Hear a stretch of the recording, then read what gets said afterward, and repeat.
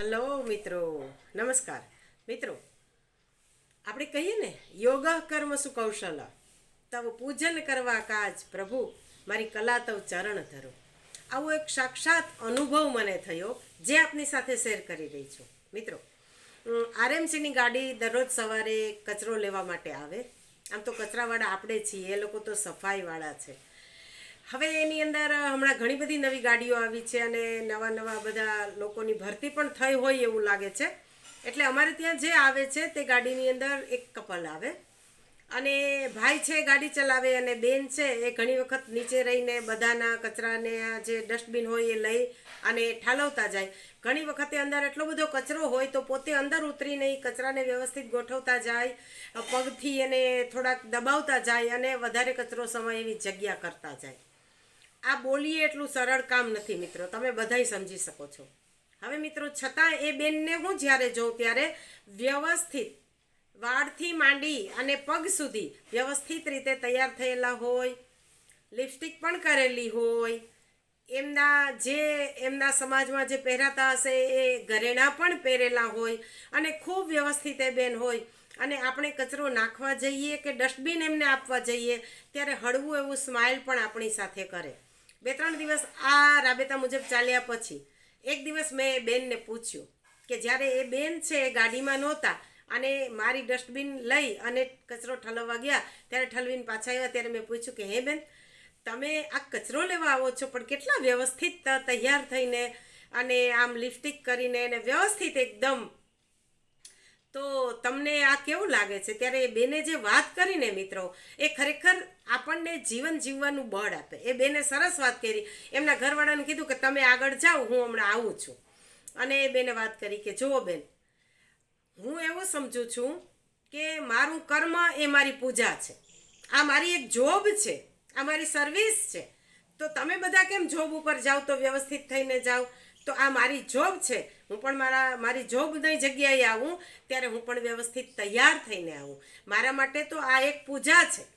તમને લાગે છે કે હું કચરો ઉપાડું છું ને આ કામ સારું નથી અથવા જે કાંઈ તમને લાગતું હોય તમારા મનમાં, પણ મારા માટે તો આ એક પૂજા છે.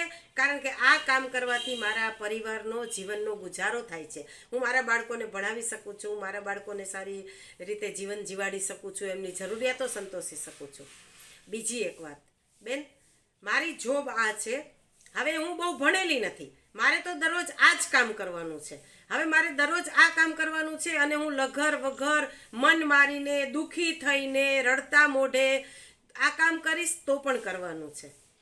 અને જો હું હસતા મોઢે મારા કર્મને પૂજા સમજીને કરીશ તો પણ મારે આ કામ કરવાનું છે.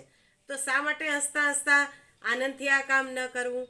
ત્રીજી એક વાત બેન, જો આ કામ મારે જિંદગીભર કરવાનું છે તો હવે હું જો આવું કામ કરવા જાઉં છું તો તૈયાર ન થાવ, વ્યવસ્થિત ના રહું, મને લિપસ્ટિક કરવાનો શોખ છે, મને પણ પાવડર કરવાનો શોખ છે, મને પણ ઘરેણાં પહેરવાનો શોખ છે, તો હું મારા શોખ ક્યારે પૂરા કરું? મારે તો જિંદગીભર આ જ કામ કરવાનું છે. તો મનુષ્ય તરીકે મને જન્મ મળ્યો તો મારે મારા શોખ પણ પૂરા કરવાના છે, મારા પરિવારનું ભરણ પોષણ પણ કરવાનું છે અને મારા ભાગે જે કામ આવ્યું છે એને પૂજા સમજી અને એ કામ મારે કરવાનું છે. એટલી મને ખબર પડે છે, બાકી હું કંઈ વધારે ભણેલી નથી બેન.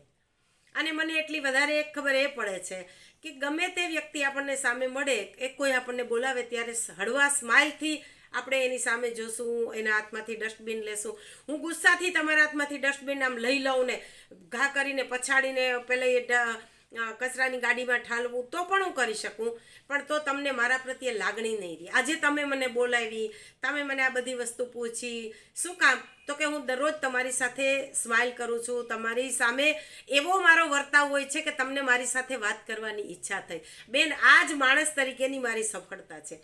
બાકી કામ મોટું મળવું, નાનું મળવું, વધારે ભણવું, ઓછું ભણવું, એ તો દરેકના તકદીરની વાત છે. પણ ખરેખરી માનવતા આ છે કે એક વ્યક્તિને, એક તમારા જેવા બેનને પણ મારી સાથે વાત કરવાની ઈચ્છા થઈ અને મારા વિશે જાણવાની ઈચ્છા થઈ. આ મારી માણસ તરીકેની મારી સફળતા નથી તો બીજું શું છે? પછી તો મિત્રો, જે આપણાથી હેલ્પ થઈ શકે તે આપણે કરી. પણ મેઇન વસ્તુ એ છે કે જો એ આવા વાતાવરણની અંદર પણ આવું કામ કરીને પણ આનંદમાં રહી શકતી હોય તો આપણે સરસ મજાની જિંદગી છે ભગવાને આપી છે, આપણા લાયકાત પ્રમાણે સુખ સુવિધાઓ આપી છે, છતાંય શા માટે આટલી બધી સુવિધાઓની વચ્ચે પણ આપણને અસુવિધાઓ ગોતીને પણ રડવાનું મન થાય છે? આપણને કેમ સુવિધાઓ જીવનમાં મળેલી છે એ દેખાતી નથી?